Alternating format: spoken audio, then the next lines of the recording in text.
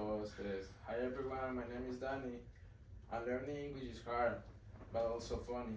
Today we share some grammar and weird words, and my funny mistakes in my whole life.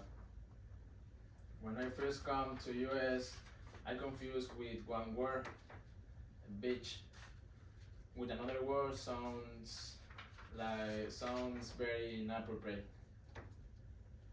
Let's say it wasn't good idea to shoot I love the beach in class because everyone laughed and you didn't know why. As if you have ever tried to learning other language or even try to understand someone from Boston, you know how English ridiculous can be. I, as a someone who moved to US um, and had to learn English in the hard way through mistakes, confusions, and feel weird sometimes, I can personally relate to the struggles. That's why I want to share them with you and not just the laugh, but I to help you understand what it's like. Let's laugh together through some biggest struggles, the grammar rules, and don't follow their own rules. The words that betray your trust and the tragic, funny mistakes that make you wish to ground well open and slow your hope. Let's just start with the rules, or what English pretends are rules. Why is one goose, two geese, but one moose or two moose? Apparently, moose don't believe in plurals. And past sentence. Good luck. You ran, you ran yesterday, but if you have run before, congratulations. You speak you speak wizard level English.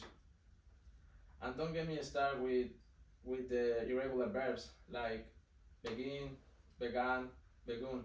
That sounds like Harry Potter. Then there is the famous lie.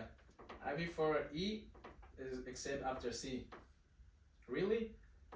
Tell me that is weird. Science, there and high. Prepositions are so confusing. When do we say in the car, on the bus, and the mall? English feels like it was made to test your passion.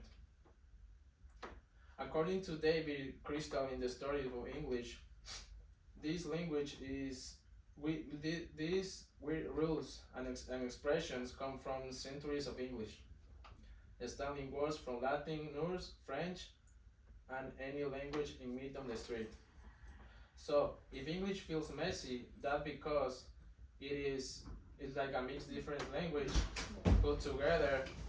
When I was in my English program at college, my teacher told me us not to the end sentence with a preposition. So trying to sound smart, I asked her, "Where are you at?" She stopped it. She stopped it and looked at me and said, "Behind the preposition." I had no clue what it meant, so I just knew that like I got it. But even worse, the grammar and the words that looking friendly until they betray you.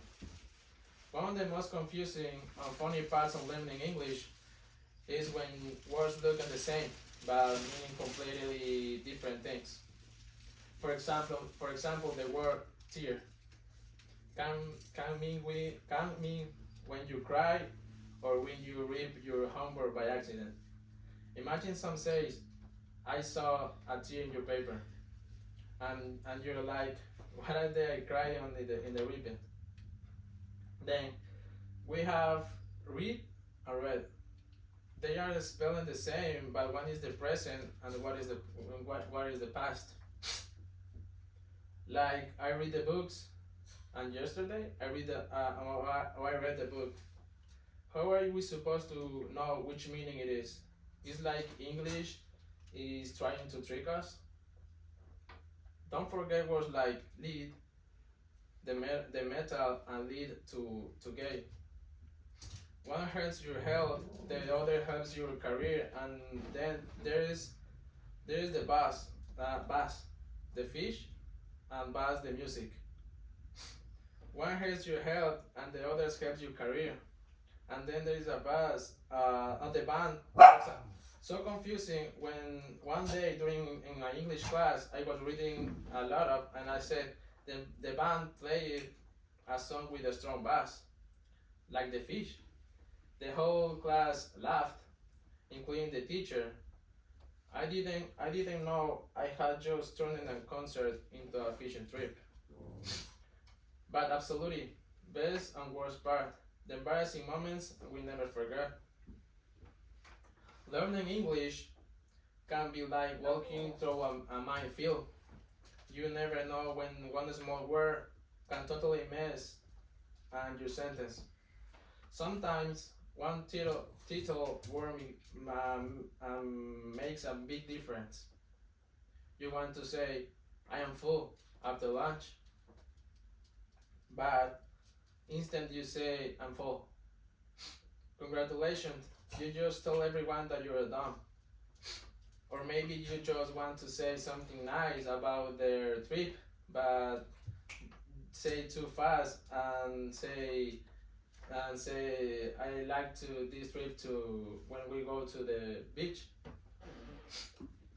Or for example, when is dessert and dessert.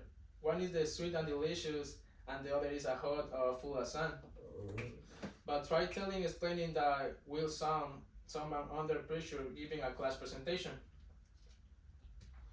One day during my English program, when I taught ESL classes in Moraine, I need a piece of paper. So I asked my classmate, "Can you give me a sheet of paper?" But I said too fast and accidentally left out. And somebody tell me what does that mean when I was saying too fast, and I was too embarrassing.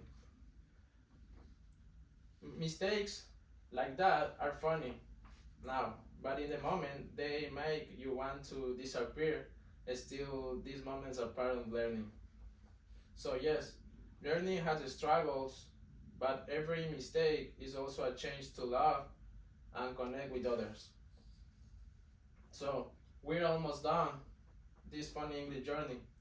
Today I'll talk about the stranger and grammar the confusing words and the funny mistakes people make when learning English. Learning English is hard, but if we can laugh at the mistakes, it becomes more fun. So next time you say something wrong, just smile and say, I'm still learning. Thanks.